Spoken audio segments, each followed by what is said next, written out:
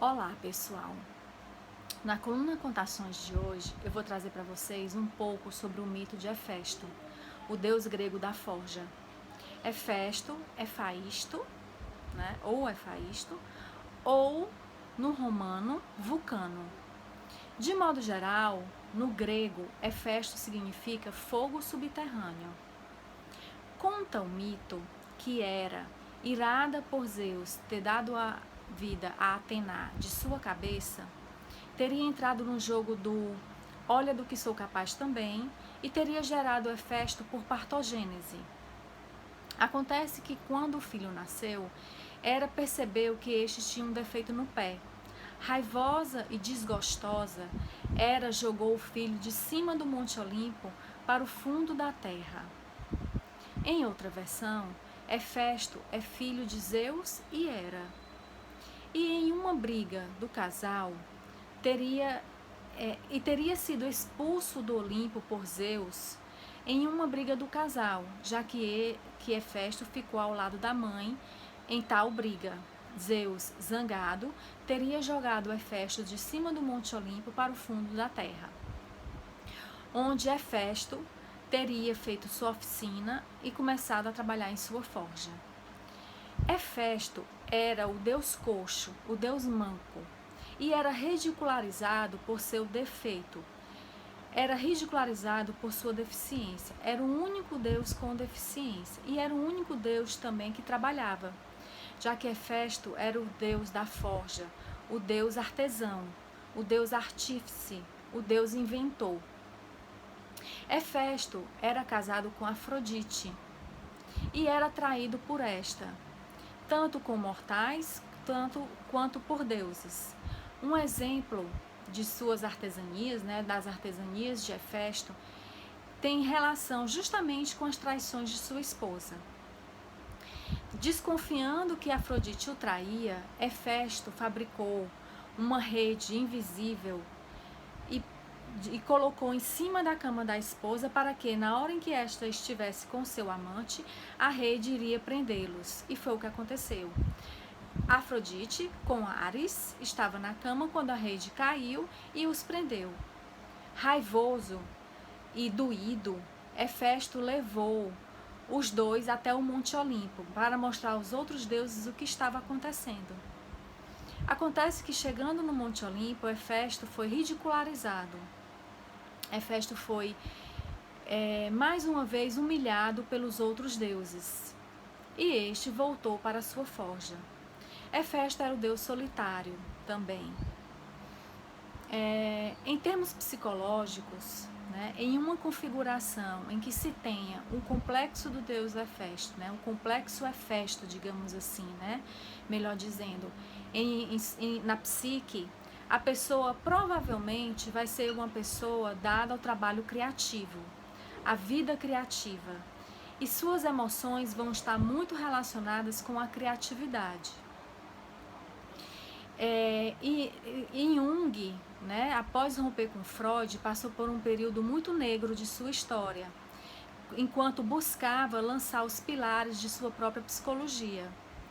E eu vou ler aqui um depoimento do Jung, que está em Memórias, Sonhos e Reflexões, e no livro Os Deuses e o Homem, da Jean Chinalda-Pollain, em que Jung fala do poder da vida criativa em sua vida, do poder do trabalho criativo, do poder do laborar, do fazer, do fazer criativo, das artesanias. Jung escreveu: a primeira coisa que veio à tona foi uma lembrança de minha infância, isso, como eu falei, após o rompimento com Freud. Retomando. A primeira coisa que veio à tona foi uma lembrança de minha infância, de quando tinha 10, talvez 11 anos. Naquela época, passara por uma fase na qual brincara apaixonadamente com blocos de montar.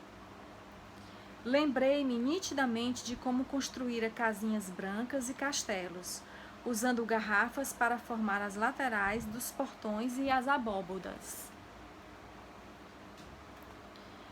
Um pouco mais tarde, usara pedras comuns com lama para cimentá-las. Essas estruturas me mantiveram fascinado por muito tempo. Para meu espanto total, essa lembrança veio acompanhada de uma emoção poderosa. Ora, disse a mim mesmo, ainda há vida nisso tudo. Esse garotinho continua por perto e possui uma vida criativa que me falta. Mas de que modo chegar até lá? Pois, sendo adulto, parecia-me impossível que eu conseguiria cobrir a distância entre o momento presente e meus 11 anos de idade. Apesar disso, se eu queria entrar em contato com essa fase, não havia outra escolha senão voltar a ela e retomar novamente a vida daquela criança com suas brincadeiras infantis. Esse foi o momento decisivo em meu destino, mas só cedi depois de resistências intermináveis e sentindo-me resignado, já que foi uma experiência dolorosamente humilhante, constatar que não havia mais nada a fazer exceto brincar como uma criança. Nesse ínterim, comecei colecionando pedras adequadas, tirando-as em parte da beira do lago e em parte da água mesmo. E comecei a construir chalés, um castelo, uma aldeia inteira. Prosseguia com meu jogo de construir depois do almoço, todos os dias. No decorrer dessas atividades, meus pensamentos iam clareando e fui conseguindo captar o sentido de fantasias cuja presença em mim eu mal conseguia registrar. Naturalmente me indagava quanto ao sentido do que fazia e me perguntava: agora falando sério, o que você pretende com isso? Você constrói uma pequena cidade e fazendo isso como se fosse um rito? Eu não tinha resposta para minhas perguntas, só a certeza interior de que estava a caminho de descobrir o meu próprio mito, pois aquele jogo de construir era só o começo. O rio de fantasias que dele brotou depois, anoitei cuidadosamente. Esse tipo de coisa acontece regularmente comigo, e em todos os momentos posteriores de minha vida, nos quais deparei um muro em branco pela frente, eu começava a pintar ou entalhar em pedra. Todas as vezes essas experiências se mostraram verdadeiros ritos de entrada para as ideias e obras que se seguiam imediatamente a elas. Então, assim, há vários aspectos relacionados ao deus Hefesto, mas o aspecto que eu quis privilegiar nessa fala de hoje é esse aspecto do acesso à vida criativa, do acesso ao trabalho criativo. Então, podemos falar que Hefesto é um criador ferido, sim, é um criador ferido, mas que através das suas elaborações, das suas artesanias, ele vai dando sentido ao que está no seu interior, ele vai dando vida, né, uma vida separada do seu corpo do que está no seu interior. E isso faz sentido para ele. Né? Então era isso que eu tinha para falar para vocês hoje. Quem quiser ressaltar um outro aspecto do deus Hefesto, comenta aí. Quem não conhecia o mito também está convidado a comentar.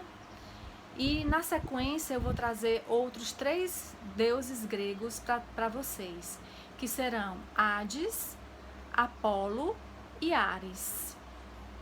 Então, até a próxima. Obrigada.